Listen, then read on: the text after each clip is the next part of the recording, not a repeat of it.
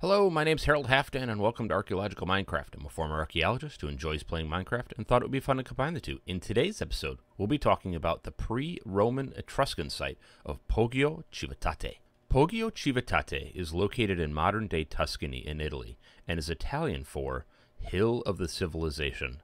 It is on this hill that excavations commenced in 1966 on an important Etruscan site that was inhabited occasionally in the 10th and 9th centuries BC, but which became a major settlement by the 8th and 7th centuries.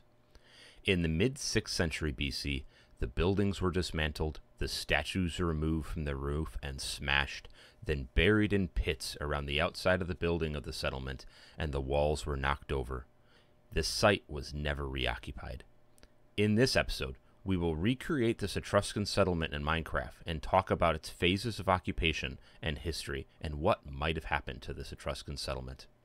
Before we begin, I want to provide some context for whom the Etruscans were. The Etruscans were a culture that was a dominant power on the central portion of the Italian peninsula before the rise of Rome. In fact, the first rulers of Rome were Etruscan kings, before the Romans overthrew their Etruscan rulers and formed the Roman Republic in 908 BC. I made mention of the Etruscans and their influence on Rome in my episode on the Roman catacombs, so please go check out that episode if you're interested in learning more about that. Needless to say, the Etruscans operated as a group of city-states that had a shared culture and would come together to form coalitions and trading partnerships. The culture started around 900 BC, but reached its apex around 750 BC, around the time that Rome was first founded. It controlled an area from the Po River Valley to the north, through the central area of the Italian peninsula and western coast of the Italian peninsula, and also controlled the island of Corsica. The name Etruscan isn't a name that the people called themselves. Rather, Tusci or Etrusci was what the later Romans called them, which is where we get the name for the region Tuscany. Likewise, the Greeks called them Tyrrhenians, which is where we get the name for that part of the Mediterranean along the western coast of Italy, which is called the Tyrrhenian Sea. One hypothesis for where this word for the Etruscans comes from is that it seems that they share the same root meaning in Italian and Greek for the word tower.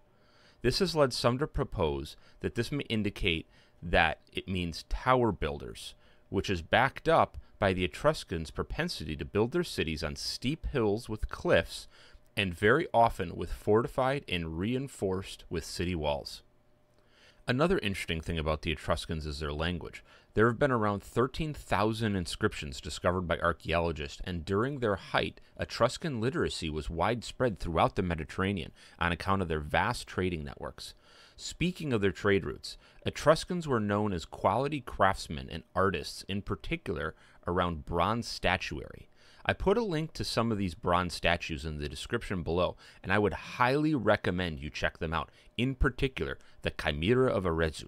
It has been described by one art historian as, quote, one of the most arresting of all animal sculptures and the supreme masterpiece of the Etruscan bronze casting. I couldn't agree more. If you look at it, you wouldn't think it was something made in 400 BC, but rather something that's modern, or at least came from the Italian Renaissance some 1,000 years later. That said, and getting back to the subject of the Etruscan language, while the ability to read Etruscan may have been the case then, it's no longer the case, and the Etruscan language went extinct around AD 20, and has not been fully translated. Only a few of the inscriptions at this point have been deciphered, despite some of the inscriptions being found having bilingual inscriptions with Etruscan and Latin versions of the texts. This puts archaeologists and historians in the unenviable position that virtually all of the written descriptions of the Etruscans come from the Romans and the Greeks, who were often their adversaries, and not from the Etruscans themselves. The Etruscan language was a pre-Indo-European language and was instead a Paleo-European language, meaning it didn't derive from the Indo-European linguistic traditions like modern European and other languages like Sanskrit in India. Those languages derived from the steppe peoples from the Eurasian plateau, but rather it came from a different linguistic tradition. That different tradition also shares similarities with some of the pre-European languages such as Paleo-Corsican, Neuralgic, in other words, ancient Sardinian, or Minoan, or in other words, the ancient language from Crete. In fact, the only modern pre-European language that still exists and is spoken today and hasn't gone extinct is the modern-day language of Basque, which is an area located in northern Spain. So all that context about the Etruscans out of the way, let's talk about the site of Poggio Civitate. As stated earlier, while there may have been an earlier sporadic habitation in the 10th or 9th centuries BC, by the 7th century BC, the site was found by archaeologists as having a complex of interrelated buildings. One of these interrelated buildings was a residence that was decorated with terracotta sculpture. We often think about terracotta in modern days as using tiles on roofs, and in Minecraft as different colored terracotta blocks or as pots, but it wasn't uncommon in ancient times for clay to be molded, shaped, and fired into not just pottery, but also statuary, often which would have been painted. This residence would have housed a prominent family in the region, and numerous imported Greek pottery was found, as was high-end locally produced Etruscan pottery.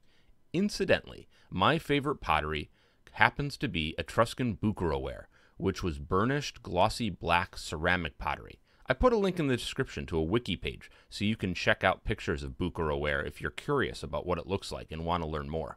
But in any case, I digress. Also found on site in this era was another building whose purpose was an industrial building. Interestingly, it too was also decorated with terracotta statuary. This industrial building served as a manufacturing location for bronze casting, bone and antler carving, terracotta manufacture, ceramics production, food producing, and textile manufacture. This building is currently the earliest known example of such a multifunctional workshop in central Italy. A third building was discovered during the excavations, and based on its layout, it's thought to be an early temple. It's thought this because it has a large central rectangular room flanked on either side by two chambers, which are half the dimension as the central room and is the typical structure for a blueprint for a temple. Unfortunately, all three buildings were destroyed in a fire that appears to have happened suddenly and without warning. I say this because what archaeologists found on site is truly fascinating. Their excavations uncovered that at the time of the fires, roofing tiles were being manufactured in the industrial building, and these tiles were laid out on the floor to dry.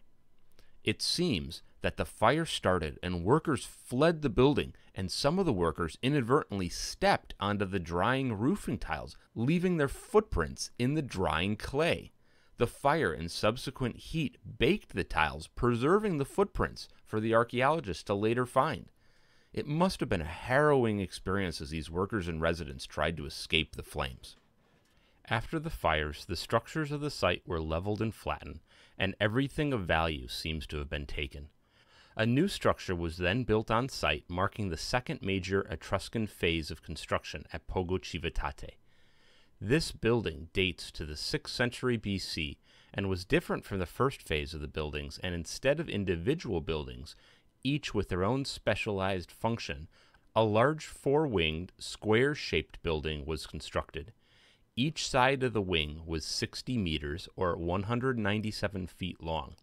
It also at this time contained a defensive wall on the western side of the structure that extended from the four-winged building 30 meters, or 98 feet long.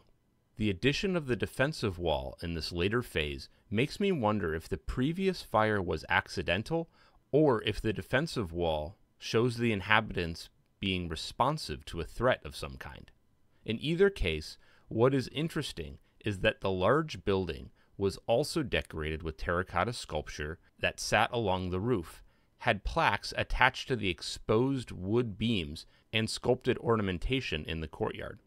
There were also gorgon decorations on the outside of the building. Etruscan art also used gorgons as a decorative motif.